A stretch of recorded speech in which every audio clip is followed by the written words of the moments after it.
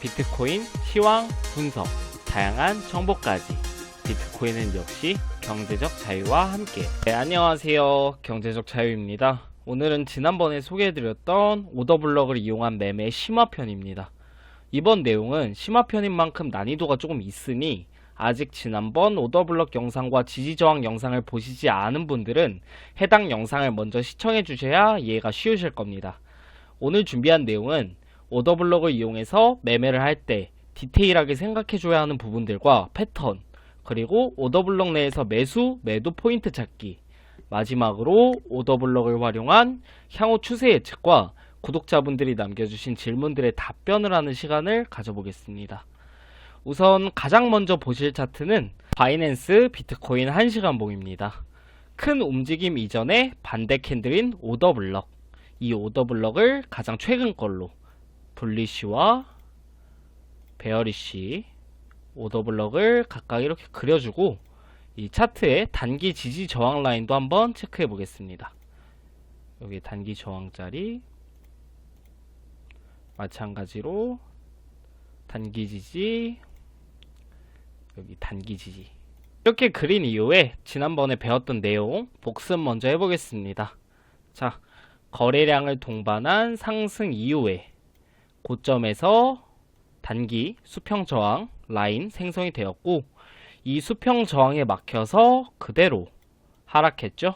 이는 수평 저항임과 동시에 최근 시황 영상에서 언급드렸던 4시간봉 200 EMA 라인이었습니다. 이 수평 저항선 위쪽을 스탑로스로 여기서 숏 포지션 진입할 수 있었고, 이렇게 비슷한 고점 2개 형성하고, 비슷한 고점을 2개 형성하고 거래량 동반해서 단기 지지 라인까지 이렇게 깨줬습니다. 그리고 이후 이 불리시 오더블럭, 이 수평 매물대 위쪽에서 지지를 받았고, 이 단기 지지 라인은 현재 저항 역할을 하고 있네요. 여기서는 어떻게 진입할 수 있었죠? 이 단기 지지 라인, 거래량 동반 하락 돌파 시 더블탑 패턴으로 인식하고 돌파 숏 포지션 진입할 수 있었습니다. 수평 지지 저항 그려보고 각 지지 혹은 저항선 도달 시 어떻게 대응하겠다, 이에 대한 시나리오 정립, 여기까지는 지난 수평 지지 저항 영상에서 배웠던 내용들입니다. 네, 다음 보실 차트는 이더리움의 1시간봉입니다. 여기서도 불리시와 베어리시 오더블럭을 각각 이렇게 그려줄 겁니다.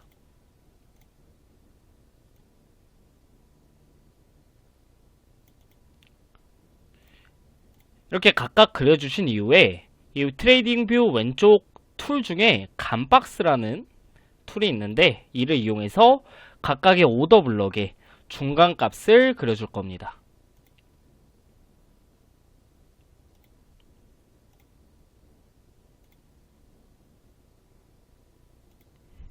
그리고 이후 차트가 어떻게 흘러갔는지 같이 한번 보겠습니다.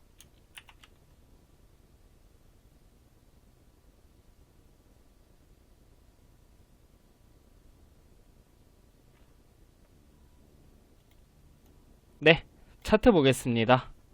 기존 플랜대로 여기서 숏 포지션 진입 체결됐겠고, 여기 익절 포인트까지 가격이 와준 모습입니다. 이제 디테일하게 한번 들어가 보겠습니다.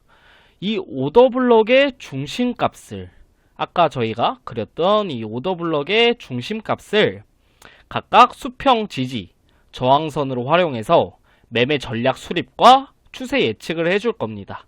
이 중심값에 좀 굵은 수평선을 먼저 그어주겠습니다.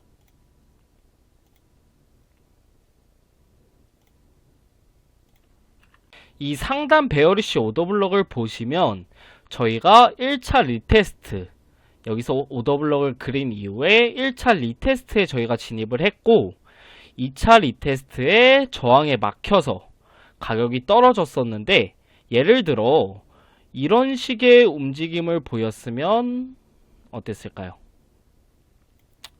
내 진입가인 베어리시 오더블럭에서 횡보를 하고 있는 상황이기 때문에 원칙대로라면 손절 기준도 아니고 타겟가까지 내려가기 기다리다가 갑자기 이렇게 상승을 해버리면 뒤늦게 손절을 하더라도 이쯤에서 꽤나 큰 손실을 봤을 겁니다. 이 경우에서는 이 4번의 리테스트 이후에 상승을 예시로 들었는데, 이처럼 이 오더블럭이 여러 번 리테스트가 될 시에는 더 이상 저항 역할을 하지 못하고 깨질 확률이 높다고 판단, 기존 타겟 값이었던 이 불리시 오더블럭까지 기다리지 않고 주저없이 익절 혹은 손절을 해줄 겁니다. 그게 뭐 이 구간이든 어느 구간이든 상관이 없습니다. 이를 횟수로 규정한다면 이 오더블럭을 그린 이후에 여기서 한 번, 두 번, 이 3회 이상 리테스트가 될 시 그때부터는 포지션 정리를 고려해 주셔야 합니다. 혹은 여기서 진입 이후에, 이 진입 타이밍 이후에 여기서 시간은 점점 끌리는데 원하는 만큼의 움직임이 나오지 않는 경우에는 이 역시도 타겟 값까지 기다리지 않고 주저없이 익절 혹은 손절을 해줄 겁니다. 이번에는 아까 그렸던 하단, 이 하단의 불리시 오더블럭을 한번 보겠습니다. 이 타겟과 익절 이후에 이 불리시 오더블럭의 중심값이 현재 수평 저항 역할을 하는 것을 확인하실 수 있습니다. 제가 오더블럭은 지지, 저항 역할을 하는 수평 매물대라고 말씀을 드렸죠. 지지선이 돌파당할 시에 이는 저항선으로 바뀌어 저항 역할을 하는 것처럼, 마찬가지로 이 오더블럭도 이 불리시 오더블럭이 돌파당하고 현재 저항으로 바뀌어서 지금 베어리시 오더블럭 역할을 하고 있는 겁니다. 따라서 여기서 익절을 한 이후에 여기는 아까 내가 그린 불리시 오더블럭이니까 롱 포지션으로 스위칭을 해야지 라고 생각하면 안 된다는 겁니다. 여기서 롱 포지션으로 스위칭하면 안 된다. 여기는 현재 지금 베어리시 오더블럭 작용을 하고 있다. 적어도 저희가 여기서 롱 포지션 생각을 하려면 최소 가격이 이렇게 상승해서 이 중간값에서 지지를 받는 걸 확인하지 않는다면 롱 포지션 진입을 고려하지 않을 겁니다. 당연히 이 예시와 반대로 상승 중인 상황에서도 마찬가지로 적용할 수 있겠죠. 구독자분들이 좋은 질문을 많이 남겨주셔서 디테일한 설명들은 여기서 마치는 걸로 하고, 이제 댓글과 오픈 카톡으로 남겨주신 질문들 답변하는 시간 한번 가져보도록 하겠습니다. 먼저 준비한 질문 답변 이전에 제가 바이낸스를 쓰는데, 바이비트를 쓰는데 오더블럭이란 지표가 없습니다. 제가 영상에서 언급을 했음에도 이런 질문들이 너무 많았는데, 다시 한번 말씀드리자면 이 오더블럭을 보여주는 스크립트는 오직 트레이딩뷰라는 외부 차트 프로그램에서만 사용이 가능합니다. 거래소 자체 트레이딩뷰를 이용하시는 분들은 직접 이 오더블럭을 그려주셔야 합니다. 트레이딩뷰는 유료 프로그램이지만 그렇게 부담이 큰 가격도 아니고 매매를 할 때 필수라고 생각하는 것 중에 하나이기 때문에 이용을 해주시는 게 좋습니다. 한 달 무료 트라이얼도 있고 하니까 한번 사용해 보시고 마음에 드시면 계속 이용을 하시는 걸 추천드립니다. 자, 이제 구독자분들이 해주신 질문으로 넘어가 보겠습니다. 우선 가장 많았던 질문입니다. 오더블럭이 실시간으로 변화하는데 어떤 프레임을 봐야 하고 어떻게 대처해야 할까요? 라는 질문이었습니다. 지금 이렇게 차트 땡겨 보시면은 이 하얀색으로 색칠되어 있는 캔들들이 보이시나요? 이를 인걸핑 캔들이라고 합니다. 인걸핑 캔들이란 다음 캔들이 이전 캔들을 다 포함시킬 정도로 클 때, 다음 캔들이 이전 캔들을 다 포함시킬 정도로 땡겨 보시면은 이 캔들을 지금 이 음봉 캔들이 다 잡아먹고 있죠. 이런 캔들을 이제 인걸핑 캔들이라고 하는데, 오더블럭이란 추세 변환 이전의 반대 캔들을 의미하기 때문에 이 인걸핑 캔들이 오더블럭으로 활용되는 것입니다. 저희가 아까 그린 오더블럭에 현재 스크립트가 표시해주는 오더블럭 표시가 없죠. 왜일까요? 저희가 아까 그린 이 인걸핑 캔들을 기점으로 하락으로의 추세 전환이 완전히 일어나지 않았기 때문입니다. 반대로 이 인걸핑 캔들에서도 마찬가지로 상승으로의 추세 전환이 되지 않았기 때문에 이 스크립트가 불리시 오더블록으로 인식하지 않는 것입니다. 즉, 이 스크립트가 보여주는 것은 결과론적이라는 이야기죠. 따라서 지금 이 스크립트가 표시해주는 오더블록들은 현재 기준에서 유효한 오더블록인 것이지 기존의 이 인걸핑 캔들이 오더블록으로서의 역할을 하지 못한다는 게 아닙니다. 계속 유효한 오더블록에서 진입을 하는 게 가장 좋겠지만 이는 향후 캔들의 움직임에 따라서 이렇게 달라지기 때문에 오더블록이 갱신되어도 신경 쓰지 말고 이 진입 기준 인걸핑 캔들을 오더블록으로 활용해서 진입을 해주시면 됩니다. 다만 하위 분봉으로 넘어가게 되면 단기 추세 전환도 잦고 캔들이 훨씬 더 많으니까, 시간봉 대비 캔들이 훨씬 더 많으니까 당연히 이 인걸핑 캔들이 형성되는 횟수가 많겠죠? 그럼 어떻게 될까요? 당연히 이 시간봉보다 신뢰도가 떨어지겠죠. 따라서 모든 프레임에 적용이 되지만 하위 프레임일수록 매매 기회가 잦고 신뢰도는 떨어진다 라고 정리할 수 있겠습니다. 네, 다음 질문입니다. 오더블록 가격대 범위 내에서 어디에서 진입하는 게 가장 좋을까요? 가장 권장드리는 방법은 이렇게 오더블록에서 아까와 똑같이 중간값 그려보고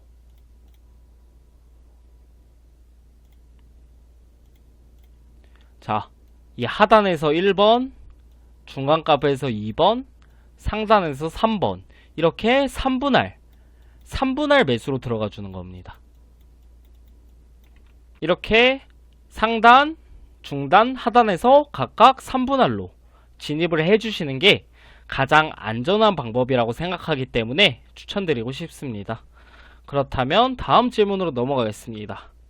기존에 있던 오더블록은 다 지우고 이 기존에 있던 이 오더블록,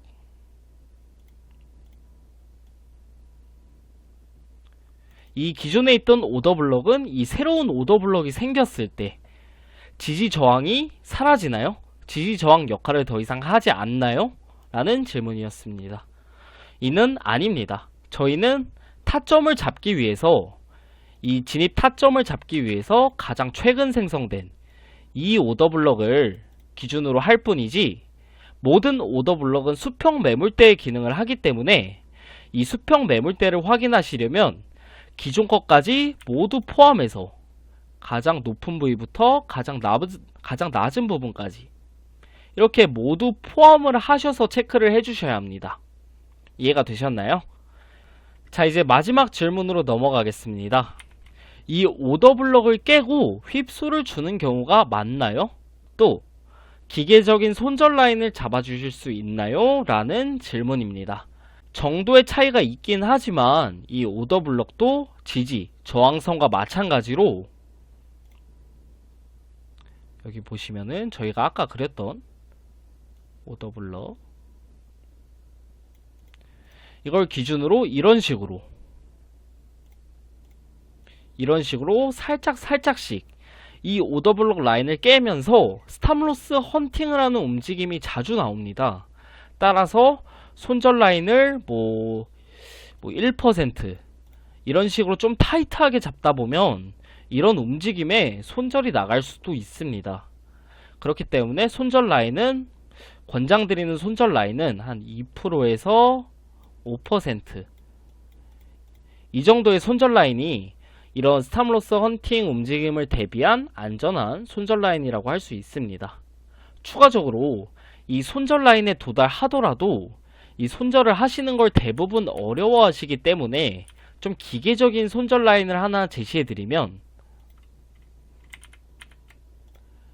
여기서 오더블록을 그린 이후에 이런 식으로 오더블록을 그린 이후에 이 그린 이 오더블록을 복사해서 그 위쪽에 그대로 갖다 붙이는 겁니다. 그런 이후에 바로 이 라인, 똑같은 오더블록을 하나 더 그려서 그 오더블록의 끝라인에서 기계적인 손절을 해주는 겁니다. 여기서 진입을 했다고 하면은 이 끝선에서 손절을 해주면은 현물 기준 한 2% 정도 이내에 손절 라인을 잡을 수 있기 때문에 스스로 손절하는 게 너무 어렵다 하시면 이런 기계적인 방법을 이용해서라도 꼭 스탑로스를 잡으시는 걸 추천드립니다. 네, 오늘 준비한 내용은 여기까지고요. 많은 내용을 최대한 압축해서 이해하기 쉽게 전달해 드리려고 하다 보니까 설명이 조금 부족했을 수도 있는데, 영상 보시다 궁금하거나 어려운 점 생기시면 댓글이나 오픈 카톡으로 연락 주시면 됩니다. 선물 거래를 할 수 있는 거래소 가입 링크와 방법은 영상 소개란을 참고해 주시면 됩니다. 영상이 마음에 드셨다면 구독, 좋아요 한 번씩 부탁드릴게요. 지금까지 경제적 자유였습니다. 감사합니다.